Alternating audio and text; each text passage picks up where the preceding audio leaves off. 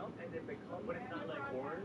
It's not potatoes or anything corn. You know, it's like with all these like toppings in it. Ew, bro. But they're not allowed to label the chips because it's not chips. So a chip has to be a potato cut up into thin slices, either fried or put it in the oven, and then you can call it chips. Pringles, they're not allowed to call themselves chips because before Pringles had Pringles chips labeled on the thing, but to be labeled as chips, the FDA said that if you were not making chips from actual potatoes, wait, stop the it's made out of powder and they make it into a paste and they heat it up and then become, but it's not like corn. It's like not potatoes or anything corn. You know, it's like with all these like toppings in it. Ew, bro. But they're not allowed to label the chips because it's not chips. So a chip has to be a potato cut up into thin slices, either fried or put it in the oven, and then you can call it chips. Pringles, they're not allowed to call themselves chips because before Pringles had Pringles chips labeled on the thing, but to be labeled as chips, the FDA said that if you are not making chips from actual potatoes, wait, stop potatoes? No, Pringles? It's made out of powder and they make it into a paste and they heat it up and then become, but it's not like corn. It's not potatoes or anything corn. You know, it's like with all these like toppings in it. Ew, bro. But they're not allowed to label the chips because it's not chips. So a chip has to be a potato cut up into thin slices, either fried or put it in the oven, and then you can call it chips. Pringles, they're not allowed to call themselves chips because before Pringles had Pringles chips labeled on the thing, but to be labeled as chips, the FDA said that if you are not making chips from actual potatoes, wait, stop potatoes? No, Pringles? It's made out of powder and they make it into a paste and they heat it up. What do you mean America just attacked a UFO? So the US just dropped a video from a fighter jet where they followed a UFO and for some reason they decided to fire a missile at it? But what's crazier is that you probably expect a UFO to crash after getting directly hit. But now, in the video, you can see the UFO continue moving like nothing happened. And this wasn't just an ordinary missile, this was a Hellfire missile. Like these things are used to blow up tanks and you're telling me it couldn't take this thing down. Like we genuinely just started a war with aliens here. Because tell me why the second we find a UFO, instead of trying to communicate or make peace with the aliens, we decide to shoot at it? We are so cooked when they come to invade us. Subscribe to stay safe from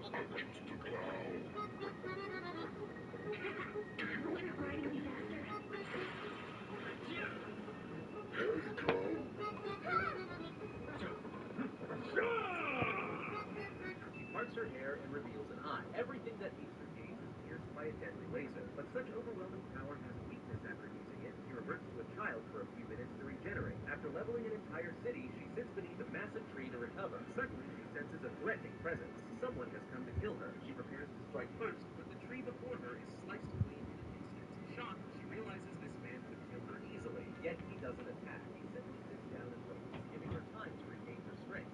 Slowly, she returns to her adult form, her energy restored. The boy grows serious. She removes her eye and splits it into a myriad of floating eyes in the sky. As long as one remains, she cannot die. But the boy charges and cuts her, her body turning to black mist before removing with a single death-earthly knife.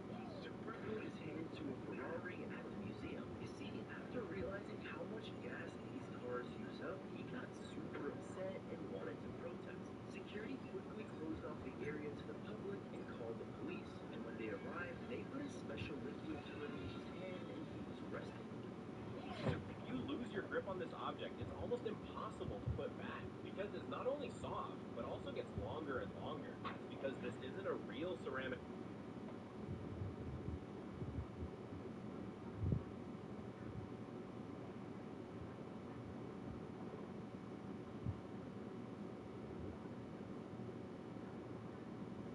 Damn.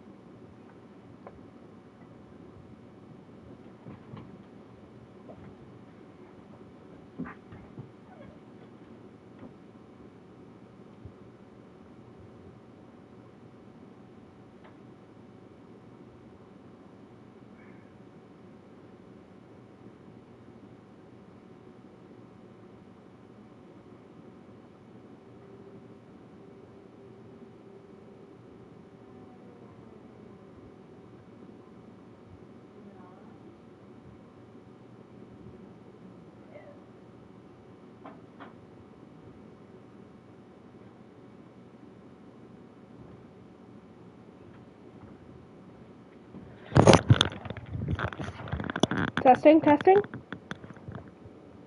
My mic working?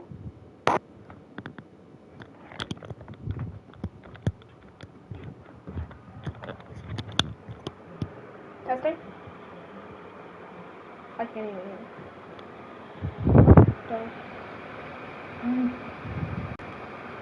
I can't even hear it.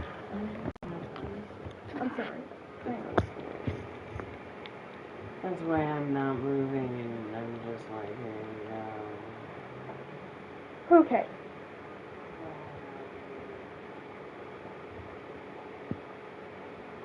Okay. Oh my goodness, and there's a delay by a lot.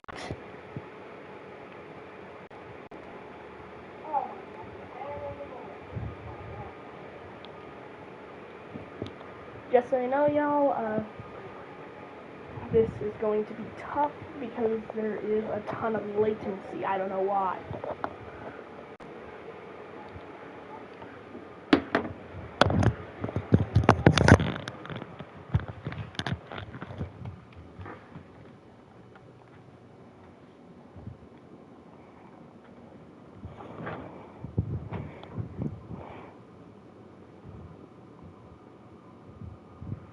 Please turn it off now.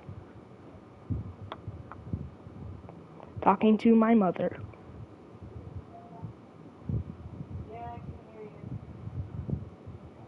There's too much latency. Right after, just as it was about to strike, he hit the button, and the bull suddenly stopped. You see, the scientist had implanted tiny wires in its skull, and pressing the button sent electricity to its I said turn it off. sent into the bull's body. This is the exact site of the exploding whale incident, and it's famous for going horribly wrong. You see, 50 years ago, a 40-foot, 8-ton whale beached in Florence, Oregon, and Thank as you. it rotted, the entire town began to freeze.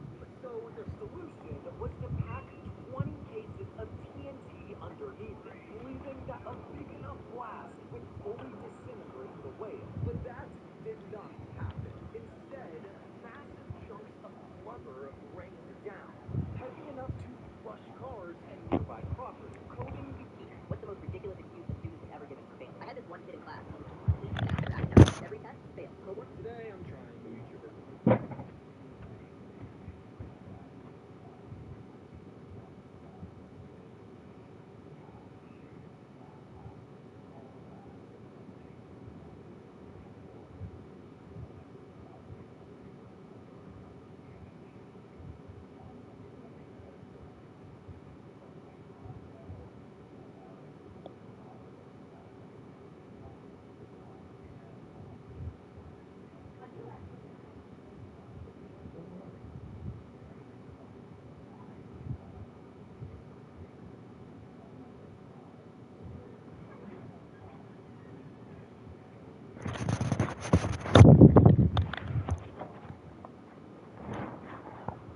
Why are these people throwing massive rocks into the ocean? At first glance, it looks like they are hiding a treasure, but they're fighting one of the deadliest threats to marine life. This is an initiative by an organization called Greenpeace, which aims to stop bottom trawling. Bottom trawling is the most destructive method of fishing. In this technique, a net is dropped onto the ocean floor and dragged for several kilometers. This method not only captures fish, but also traps many other marine creatures. Every year, this kills over 50 million sharks, more than 100,000 dolphins, and about 5,000 whales. These rocks rip apart trawling nets, making it impossible for fishermen to catch.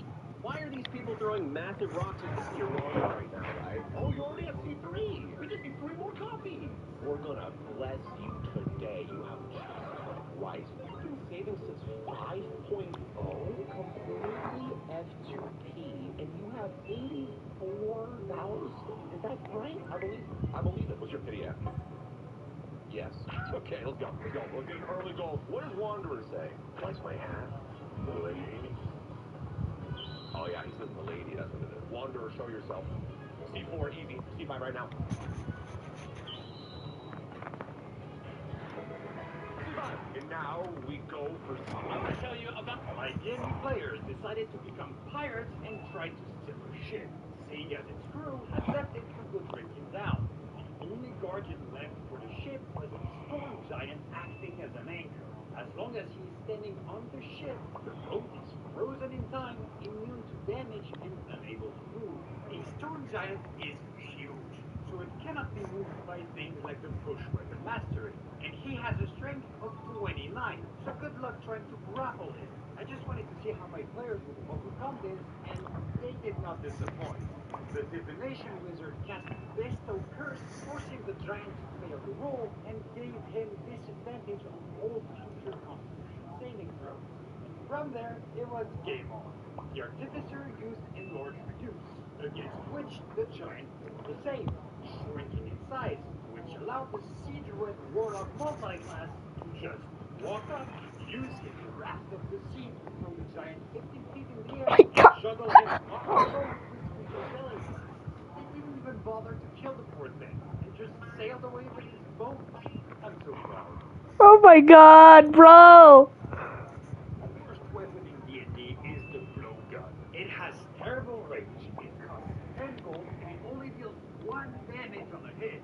So let's try to make a deal using it. First level, go into Rogue and grab your blowgun. Your weapon Hang on. but if you...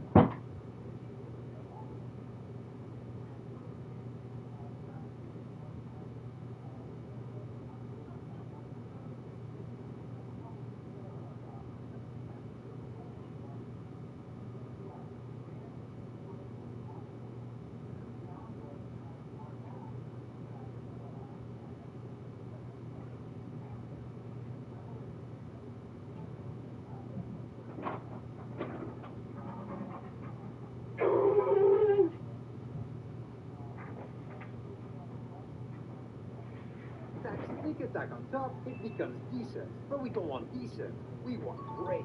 Go all the way to Rogue level 4, make sure to grab the Arcane subclass with the True Strike cantrip and the Find Familiar spell. And grab the Sharpshooter feat to increase your shit range from 25 to a respectable 100. Make sure you have 13 Charisma and then multi-class for 2 levels into Sorcerer.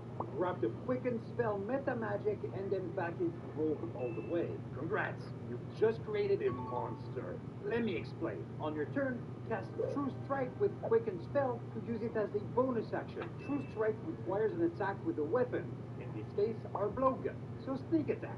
Then as your action, use the ready action to prepare True Strike and get ready to cast it as soon as your turn ends as a reaction. Which means that we trigger sneak attack again, because we attack again, but on another turn. And you can freely burn your Arcane Trickster spell slots to refuel your sorcery points to keep spamming double sneak attack every round, turning your blowgun into a railgun. Worst, I DM a lot of D&D, which means I don't get to play new characters very often. So here's a build that I've always wanted to try, but I DM a lot of D&D.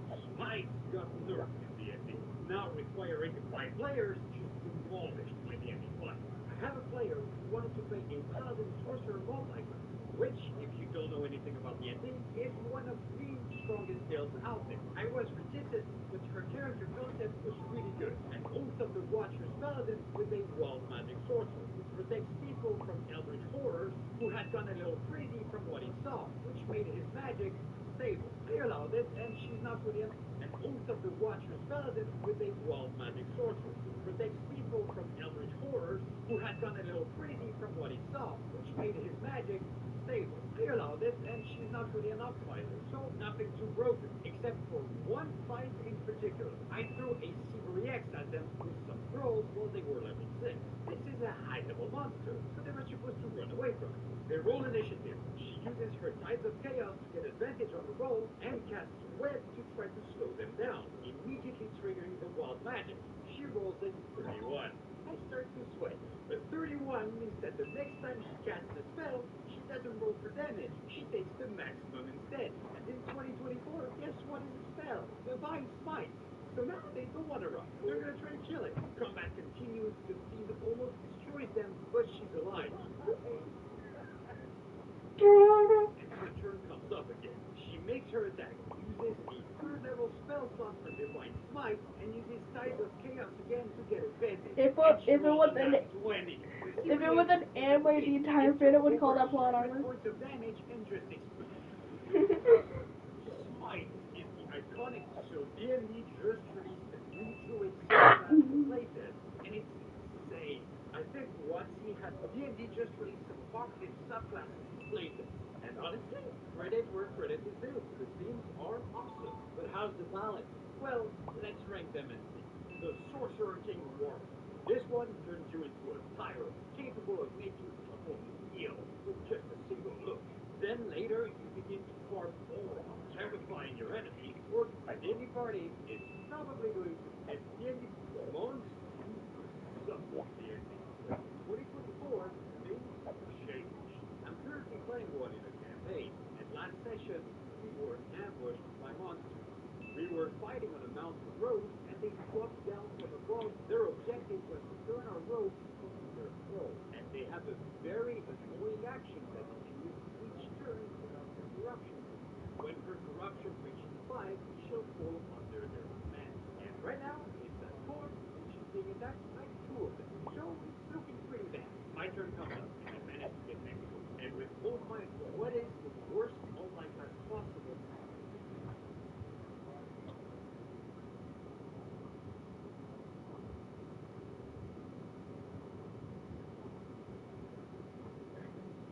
I mean, look at the competition.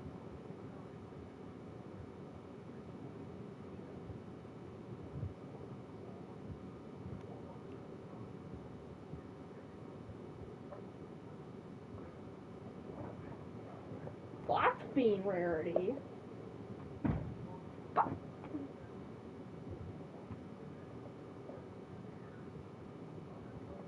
Best of Claptrap!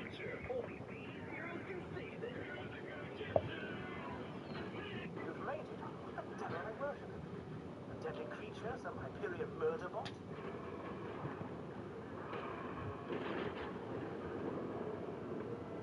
Hello, traveler! Claptrap! Not the guy you were expecting. Oh, bloody hell. I finally found another Claptrap. Yeah, he's dead. It's Bullshit for the background audio. Captain Flint. The church kept me as its torture plaything for a few months. We played games like Dodge the Blowtorch and Don't Get Dunked into the Pool of Acid. I was really good at the first one.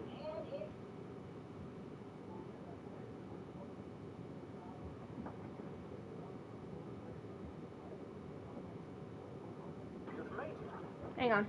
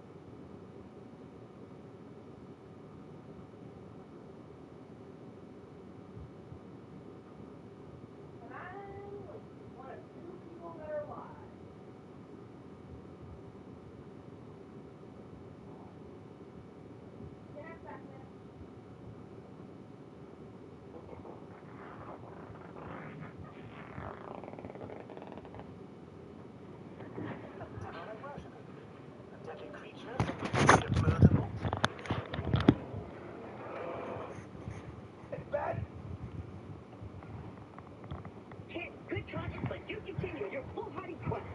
You Shall not pass!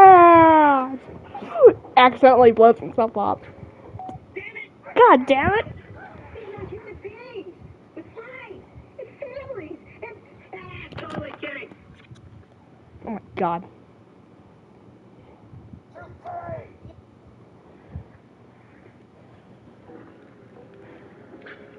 These are human beings with lives and families and totally kidding. Screw those guys. Protect me, squatter. I just need to sit back, relax, and get worshipped by a bunch of dudes who look kind of like that douchebag you killed. The exit is locked. By dwarven door locking magic. What are you doing? Shut up! What? I'm just saying that if you measure a human being in Douche-Lotsy, then Jack would be off the scale. Get him! Ah! Help! You know that wizard. I'm doing my best to voice act.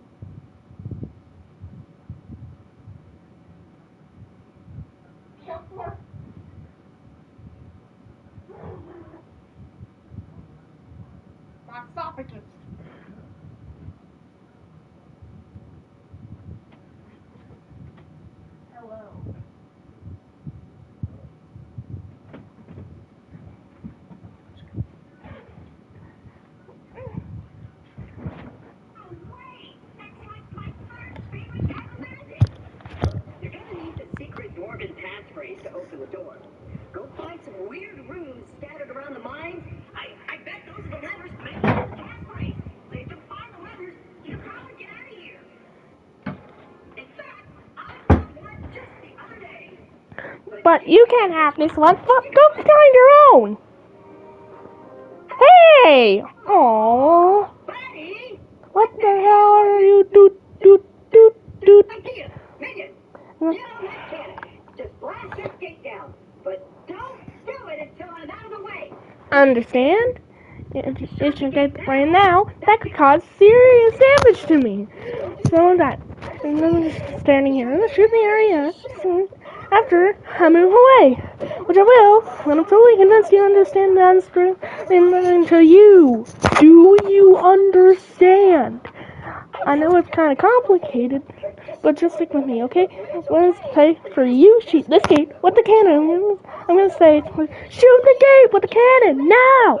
But that was just a test, right? Let's shoot the gate. What? That's good. Shoot the gate with the cannon now. Also another test. Just I'm getting bored. Whoa! I'm. Accusing a fearsome beast. Then use that beast to kill the mouse hunter. The terminus is about to touch down in acres and... Alert. Disabled. Why are we crashing? Oh, Spacer! I'm so sorry, Captain Flint, sir. Please don't burn me again. I tried to stake some mutiny on Captain Flint's ship. I'm gonna stop voice VAing. Explains why his men are currently beating the crap out of me. Right, guys? Shut up! Okay, you saved me! You hear that, you stupid jack lovers? The blasphemous screamy screams are coming from over there! Oh, clearly you did hear that. Oops. Stairs? I can't climb stairs! Take your time, old pal. Standing on immobile platforms is one of my top 3 favorite pastimes. Right behind dancing and crying. I ascend!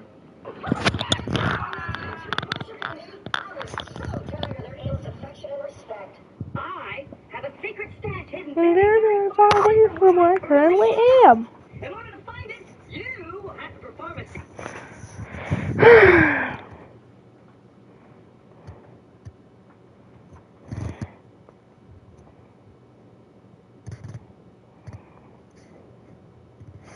Leader of the Crimson Resistance. You're telling me that it actually has historical importance? Yes!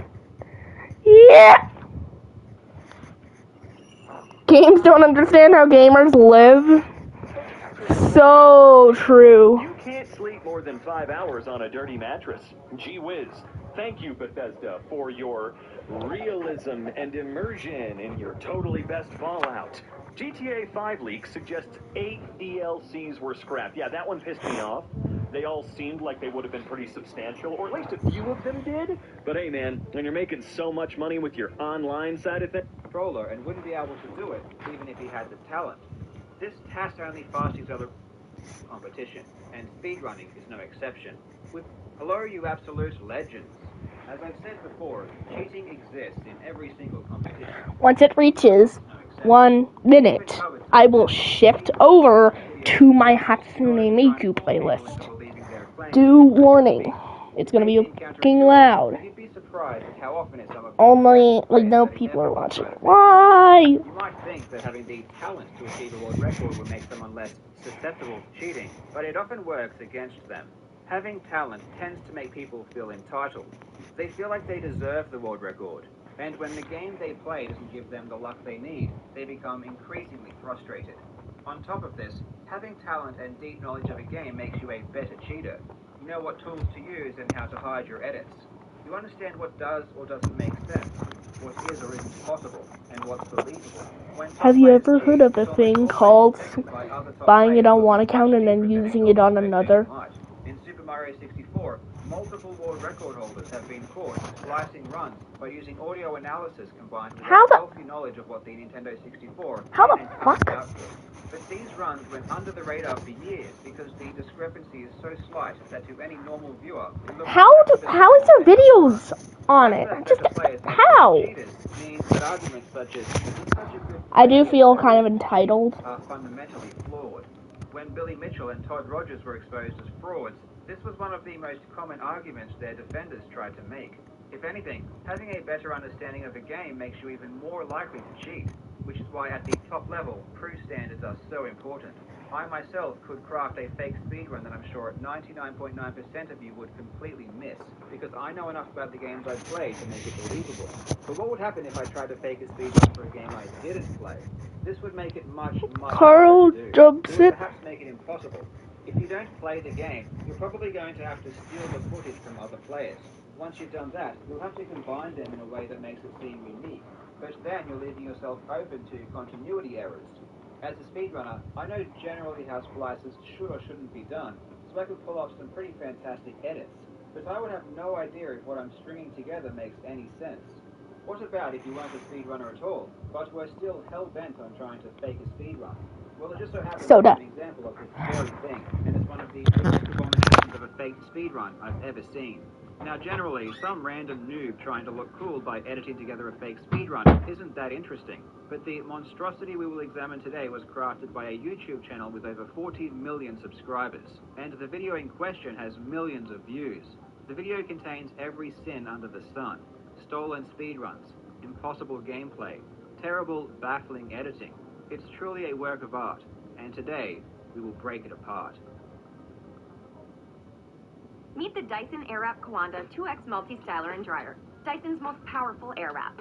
At its heart, the Hyperdymium 2 motor spins at 150,000 RPM, delivering 7 kilopascals of air pressure for faster drying, stronger Kawanda airflow, and tighter curls, all with no heat damage. Every attachment is intelligent. RFID chips automatically adjust airflow and heat the moment you connect, whether you're drying, smoothing, curling, or volumizing. Connect via Bluetooth to the My Dyson app.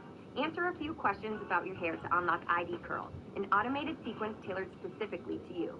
Simply attach one of the Kawanda 2X barrels, take a section of damp hair, and press power. The stronger Kawanda effect wraps hair tighter, finishes with a cold shot, then gently releases your perfect curls. You are free to adjust heat or airflow settings in the app anytime.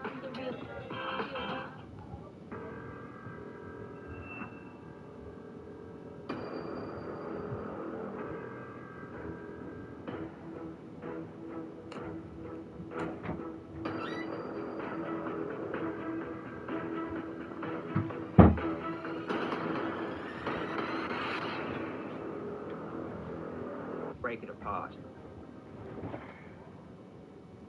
The video in question comes from the Mexican channel Borderlands. It is one of the largest channels on YouTube with over 42 million subscribers. According to their Wikipedia page, they specialize in the creation of original and viral content. Keep the word original in mind throughout this video. On the 17th of December 2017, they uploaded a video titled Pasando Super Mario en 5 minutos, which translates to Passing Super Mario in 5 minutes. The description states, join us to see how our friend Tavo Betancourt, in a relaxed and fun way, plays this legendary 80s Super Mario video game incredibly in just 5 minutes. He has a pretty nice layout containing the essentials like a timer and heart rate monitor. I wonder where he got the inspiration to include those. The premise is simple. Tavo is going to finish Super Mario Bros. In 5 minutes, which honestly isn't that crazy of an accomplishment. Over 100 speedrunners have already done it, so it's really nothing too amazing. But the problem is that Tavo isn't a speedrunner, and despite not being incredibly difficult, beating Super Mario Bros. In 5 minutes does take some time to learn how to do. Tavo has his own YouTube career to worry about, with his personal channel having almost 5 million subscribers, so I assume he is pretty busy. As I mentioned earlier, if you are not a speedrunner and you want to try and fake a speedrun, your only option is to steal footage from somewhere else, which is exactly what Tavo does. The choice of footage doesn't seem to make a whole lot of sense though, and this might be because he has no clue about Super Mario speedrunning, but he chooses a tool-assisted speedrun.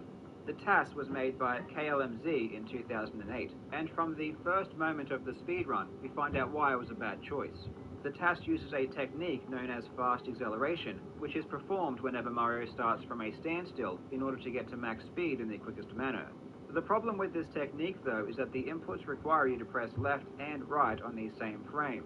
While the software does technically allow these inputs to happen, they aren't possible to do on a regular Nintendo controller because of the way the D-pad functions. It is for this reason that the technique is banned from use in speedrunning. So aside from the fact that fast acceleration is too difficult to pull off, even if it were possible, Tavo is using a regular controller and wouldn't be able to do it even if he had the talent. This TAS-only fast acceleration isn't to be confused with the difficult maneuvers speedrunners do actually use in runs, which is also called fast acceleration. This is a much easier, albeit still difficult set of inputs that are at least possible to execute. One really bizarre thing about this video is the sound and music. It has been pitched weirdly so it doesn't sound anything like it should.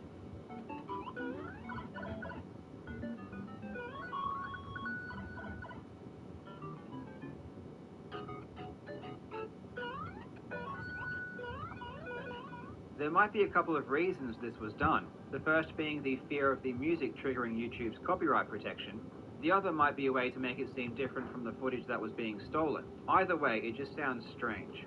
When Tavo takes the shortcut in the first level, it seems normal at first glance, but there is something that is not quite right. I'm going to play the shortcut and then pause it for a few seconds. See if you can identify what's wrong with the run. If you want to try and work it out, you'll probably need to watch it a few times.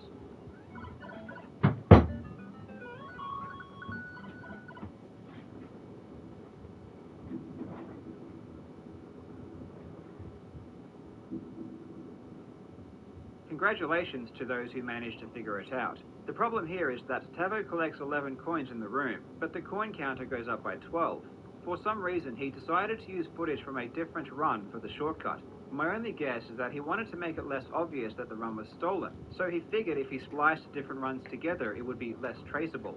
The problem with splicing different runs together is that the points and coins won't match up between levels.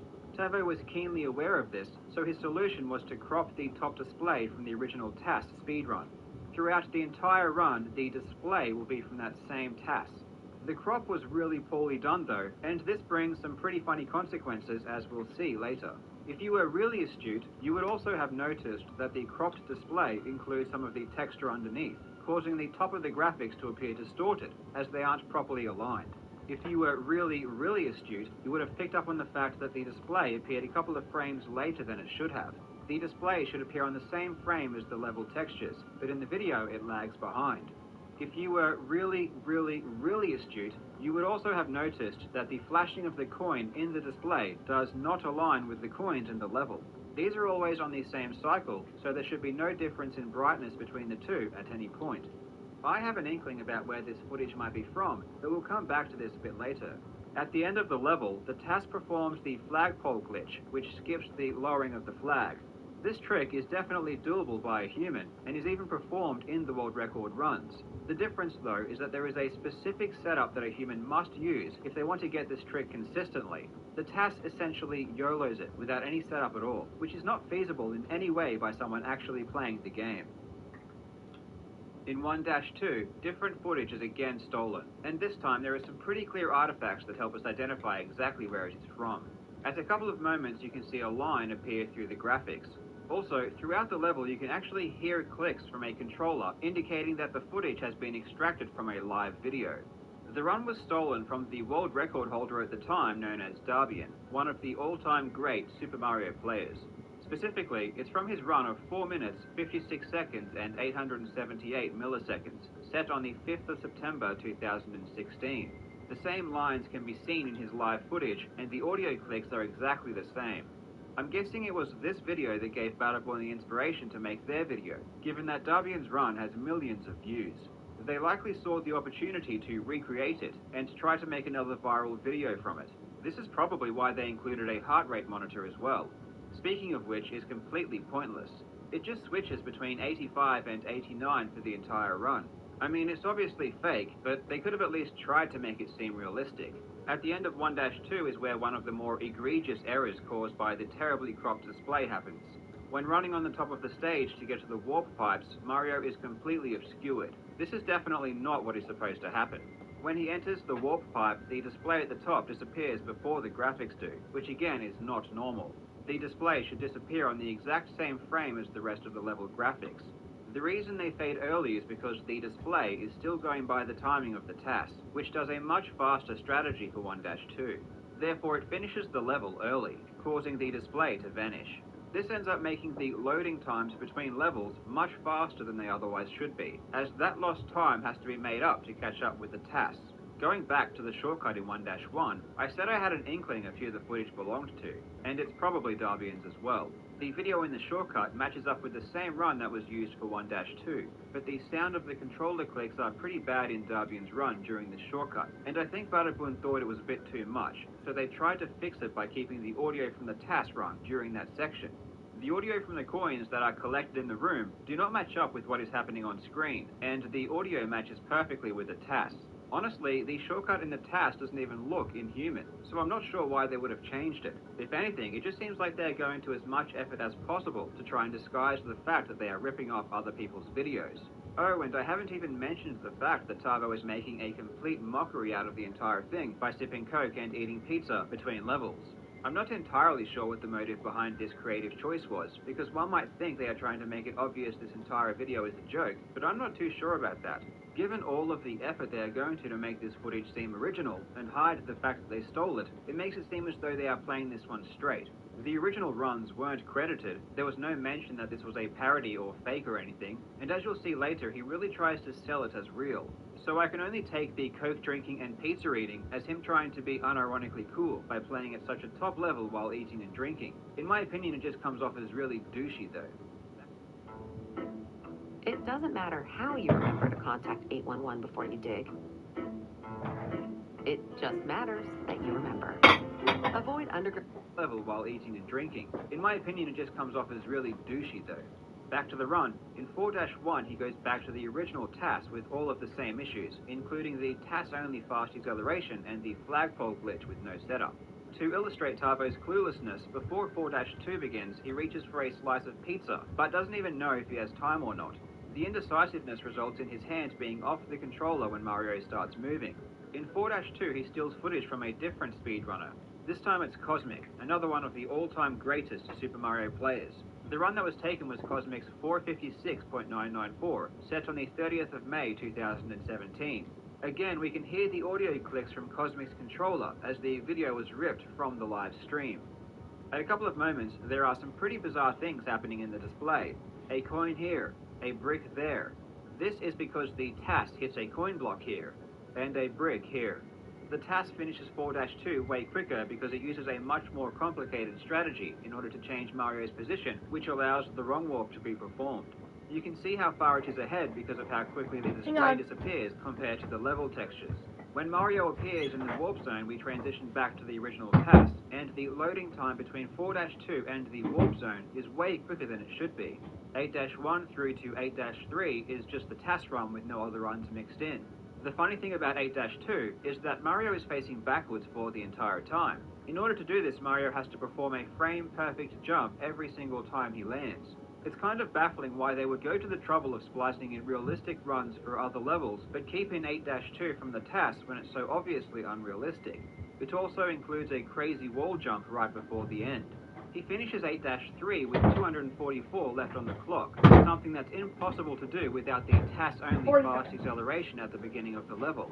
Going into Bowser's Castle, his heart rate is still chilling at a cool 85. By comparison, when Darbian reached this stage of the run, his heart rate is 230.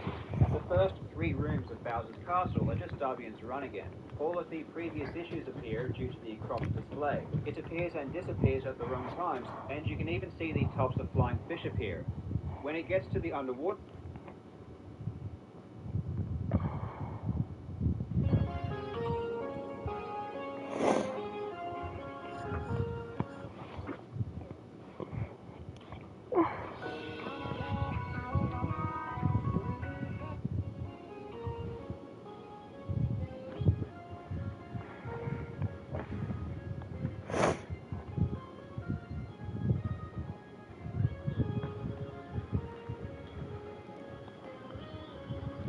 Miku, Miku, you can call me Miku. Blue hair, blue tie, hiding in your Wi-Fi. Open secrets, anyone can find me. When your voice it comes through my mind. Miku, Miku, ooh, Miku. Okay, restarting the song because it's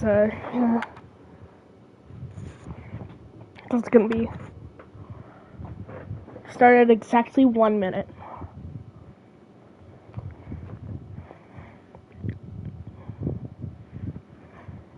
10, 9, 8, 7, 6, 5, 4, 3, 2, 1. Okay.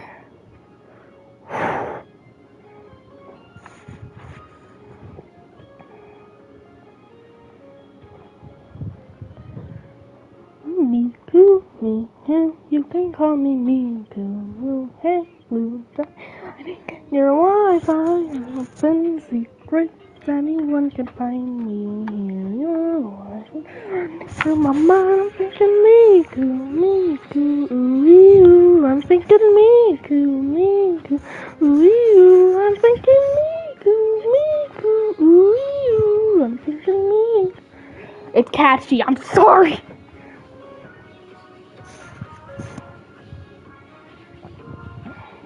10, 8, 7, 6, 5, 4, 3,